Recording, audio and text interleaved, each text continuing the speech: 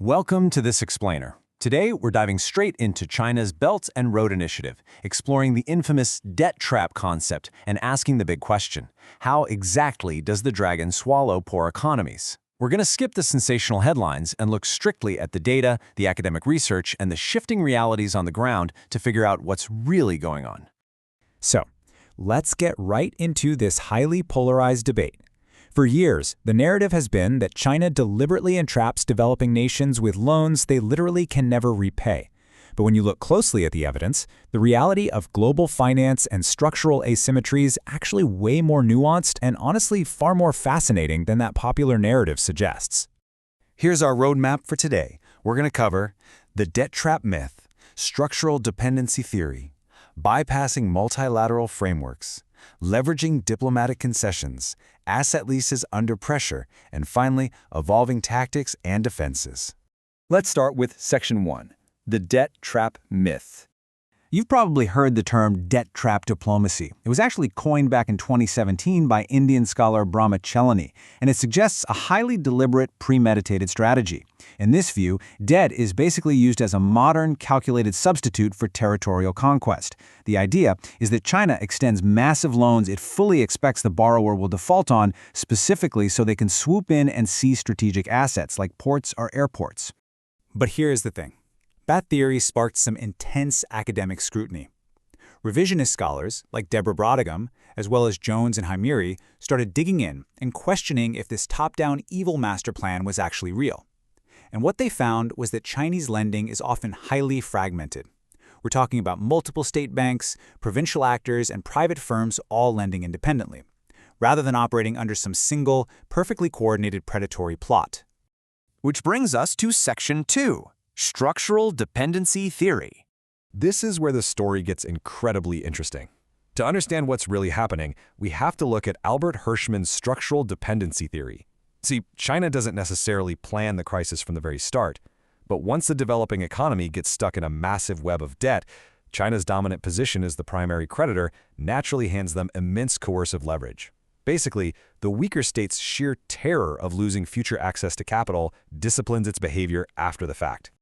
So if we put these two models side by side, the picture really clears up. The myth requires a perfect, premeditated master plan from day one. Reality, on the other hand, shows that debt often accumulates organically through all that fragmented commercial lending we just talked about. But, and this is absolutely crucial, once that debt reaches a boiling point, Beijing expertly pivots to strategic post-crisis leverage optimization. They basically capitalize on that dependency to extract what they want. Moving on to Section 3. Bypassing multilateral frameworks. Now, normally, when a country hits a debt crisis, traditional restructuring relies on coordinated, transparent bodies. Think the Paris Club or the G20 Common Framework. We saw this multi-creditor friction play out very publicly during Sri Lanka's restructuring. But China? They totally bypass these global frameworks. Instead, they insist on unilateral, secret, one-on-one bilateral negotiations, and they frequently slap on strict non-disclosure clauses. This isolates the debtor completely and maximizes China's bargaining power.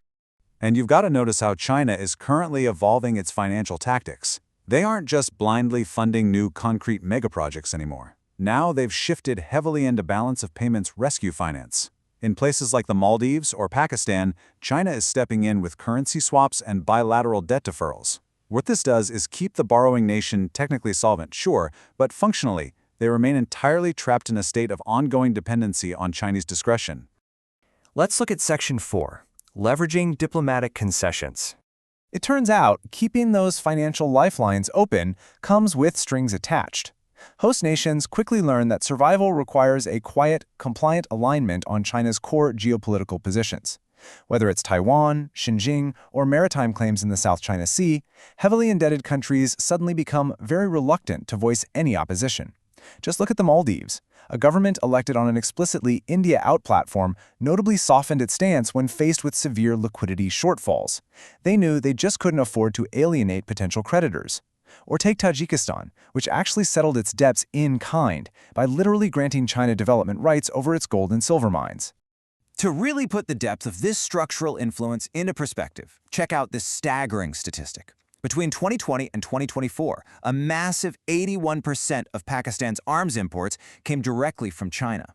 This shows how economic interlinking naturally bleeds right into deep security and military reliance. And that economic interlinking builds into much broader regional strategies. Massive infrastructure projects like the multi-billion-dollar China-Pakistan Economic Corridor, or CPEC, literally pave the way for a regional security pivot. We're talking joint arms production and strategic alignment that fundamentally shifts the balance of power across South Asia. Let's move to Section 5, Asset Leases Under Pressure. You really can't discuss this topic without looking at the Hambantota Port saga. It's an incredibly powerful story. Back in 2010, this port in Sri Lanka was inaugurated using over $1 billion in Chinese loans, but it completely failed to turn a profit. By 2017, crushed under the weight of that debt, Sri Lanka had to execute a debt for equity swap, handing over a 99-year lease to China Merchants Port Holdings. And fast forward to 2022, the country suffered a full sovereign default. It's a stark reminder of how heavy these burdens are. And we're seeing similar default-adjacent pressures elsewhere too. Laos, for instance, conceded 90% of its national electricity grid to China's Southern Power Grid, and the Maldives granted a 50-year lease on the island of Fedu Fanolu.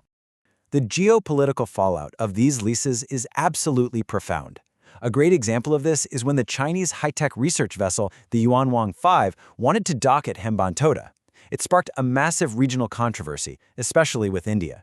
But because Sri Lanka had already relinquished control of the infrastructure and was so deeply financially dependent, they were effectively forced to cautiously accommodate the Chinese vessel. They simply couldn't risk angering their primary creditor. Finally, Section 6, Evolving Tactics and Defenses.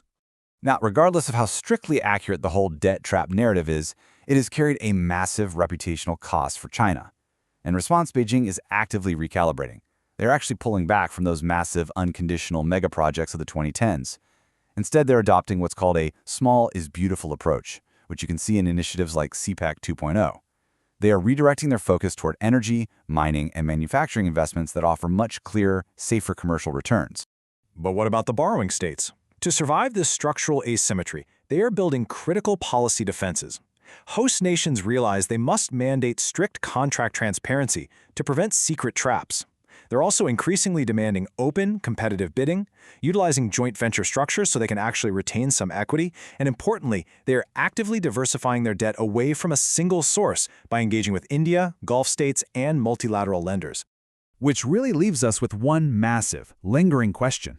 There is no doubt the Belt and Road Initiative is transforming global trade and infrastructure. But as this web continues to evolve, and as nations negotiate from such drastically unequal footing, we have to ask, will this unprecedented connectivity genuinely lead to shared prosperity, or is it just forging an inescapable structural dependence? It's something to think about as the landscape of international development finance keeps shifting right beneath our feet. Thanks so much for joining us on this explainer.